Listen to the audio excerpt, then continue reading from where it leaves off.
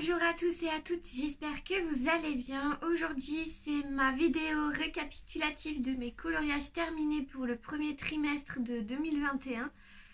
J'en ai pas fait beaucoup, comme je vous avais dit dans mon dernier Color & Chat, j'ai beaucoup de mal à colorier en ce moment. Mais je continue tout doucement et je vous remercie au passage beaucoup pour vos commentaires sur mon Color & Chat. Vous êtes quasiment tous partants pour la vidéo sur les tutos des fleurs réalistes que je vais essayer de faire.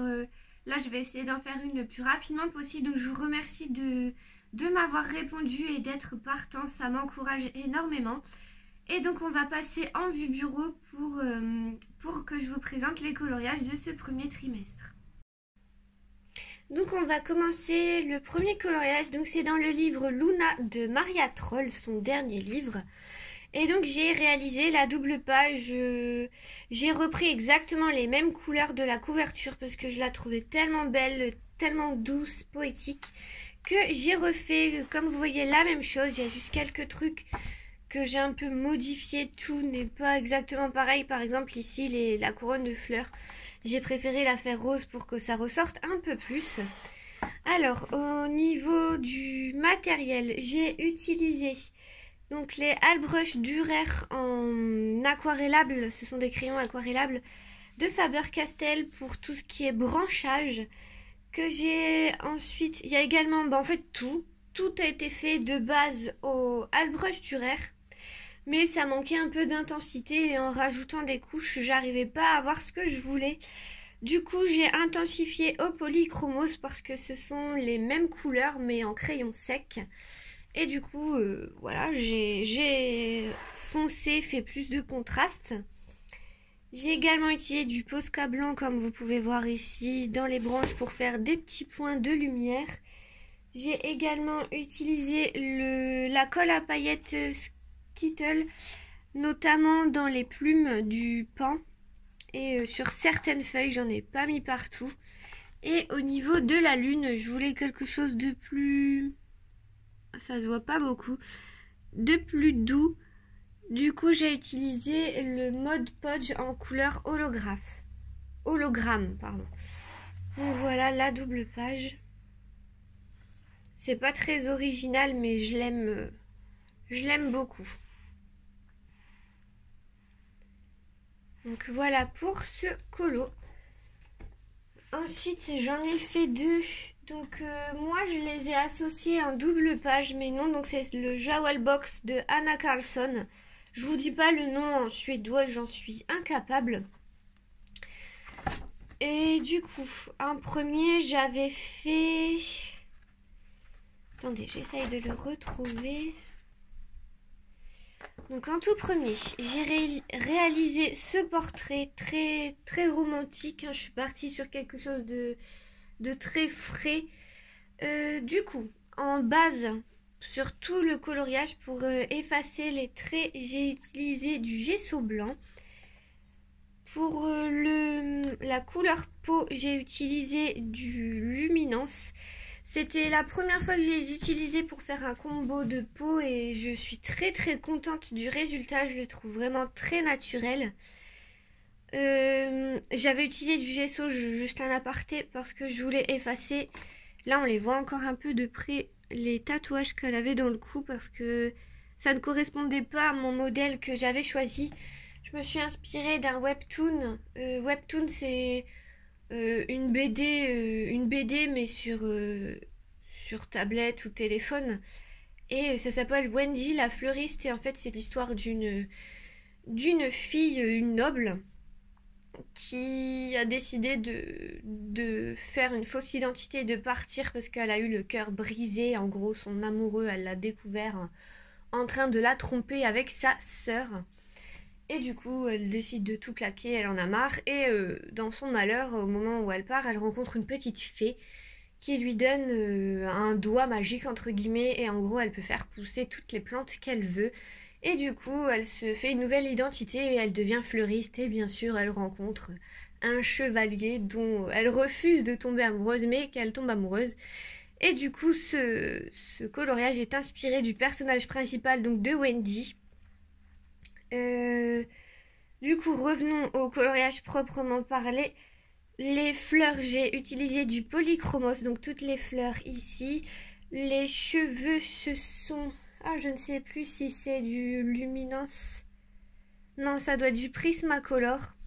Les fleurs polychromos. Les feuilles, c'est du luminance. Il y a les luminances, les premiers et le set portraits qui sont mélangés dans les feuilles. Parce qu'il y a un vert très très beau que je vous ai montré dans ma petite présentation du nouveau set. Il y a également du Posca ici, on peut voir. J'ai également fait des petites marguerites au Posca. Donc il y a du blanc, du jaune. Et ici, je ne sais pas si vous voyez, il y a des petites taches roses. C'est du Posca rose pâle. Et du stylo gel, mais je vous avoue que là, je ne sais plus où je l'ai utilisé. Mais je crois que c'était pour faire des traits plus fins dans le cadre. Le cadre est également fait au Prismacolor, j'oublie la moitié moi. Et le fond un petit peu smudge, il est fait à l'aquarelle. Donc voilà, je suis assez contente. Je trouve juste qu'il manque un petit peu de contraste dans les cheveux. J'aime pas trop mon fond. Ici, l'intérieur du cadre, mais bon, de toute façon, j'arrivais pas à rattraper. Donc j'ai laissé comme ça. Et puis bon, au final, ça me plaît bien. Je trouve que l'ensemble va bien ensemble. Je me répète un peu, mais c'est pas grave. Et du coup, j'ai fait en deuxième temps ce coloriage. Pour moi, c'est une double page. J'ai essayé de les assortir. Alors, ici, j'ai essayé la technique du Posca coloré pour contourner, on va dire, les contours. Donc ici, il y a du Artistro rose pâle. Ici, c'est du bleu violet. Bah, en fait, j'avais choisi un peu les couleurs des fleurs d'avance. Et du coup, j'ai contouré un petit peu. Donc là, par exemple, c'est du rose foncé. Là, vous le verrez mieux, je pense. On voit que c'est du rose foncé. Et ici, on voit bien que c'est du bleu. Ici, donc, rose pâle. Ici, c'est du blanc. Ici, c'est du jaune. Et là, du un peu couleur pêche. Du coup, tout ce qui est foncé, du Derwent Inktense avec la technique que je vous ai montrée pour faire un tuto aquarelle point.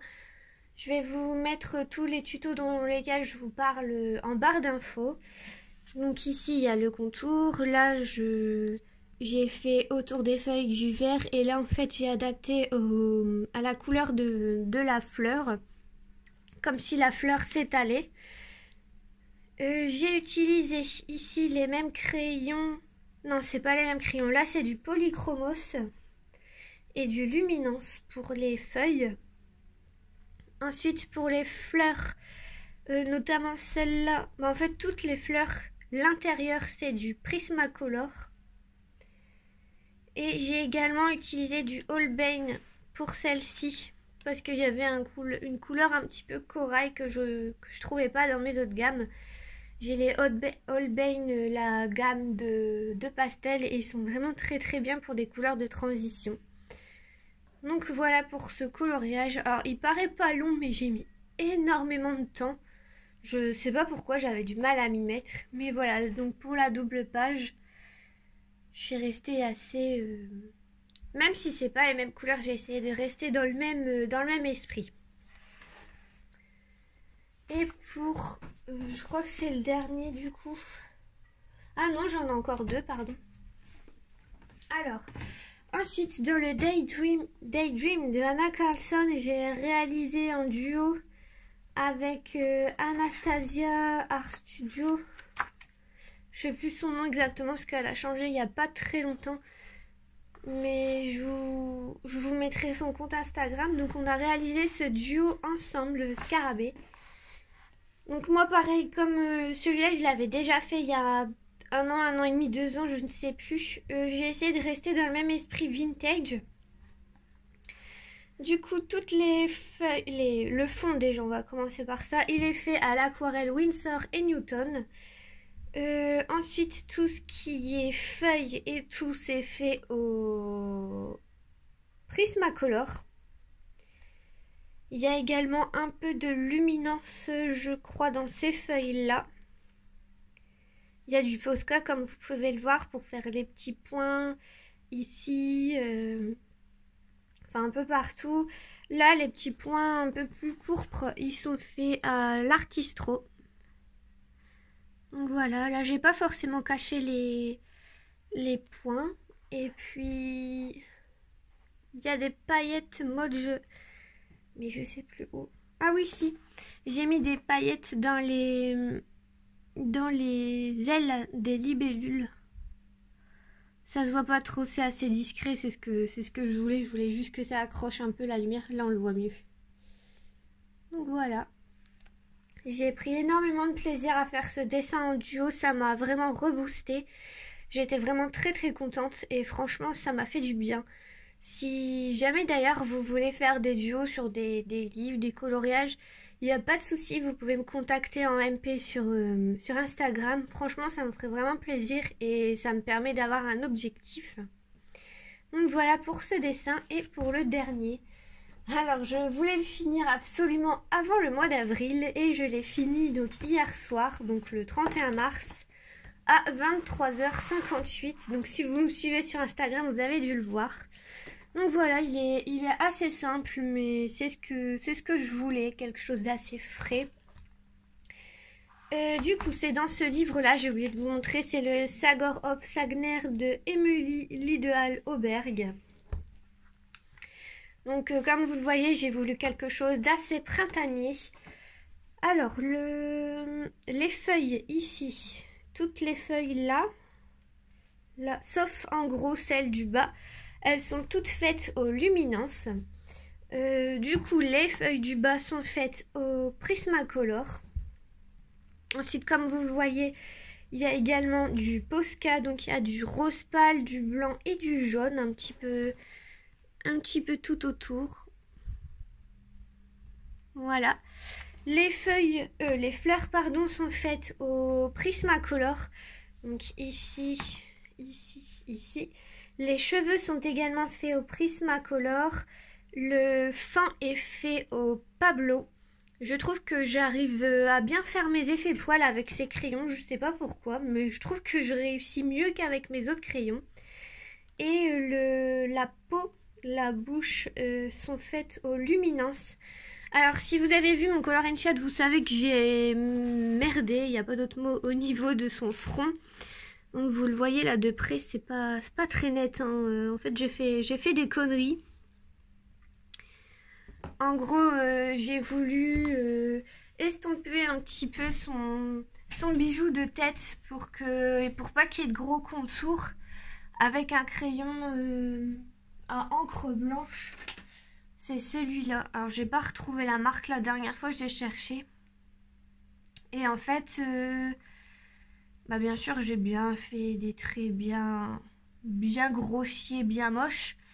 Et du coup, même ici, en fait, le crayon de couleur, j'ai essayé toutes mes gammes.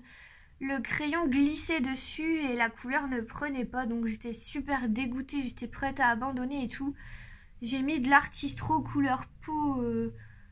ici en gros pour que ça camoufle, mais même au niveau des sourcils on voit c'est pas net du tout, c'est pas très beau, mais de loin franchement je trouve que ça passe. Et donc voilà, j'ai essayé un petit peu de rajouter des fleurs dans ses cheveux pour que ça attire moins l'attention sur son front, mais voilà.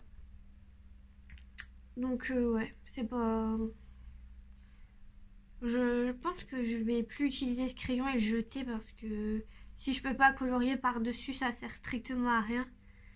Et ça me fait des catastrophes phénoménales. Voilà. Et voilà, j'espère que cette vidéo vous aura plu. Je vous dis à très vite pour une prochaine vidéo.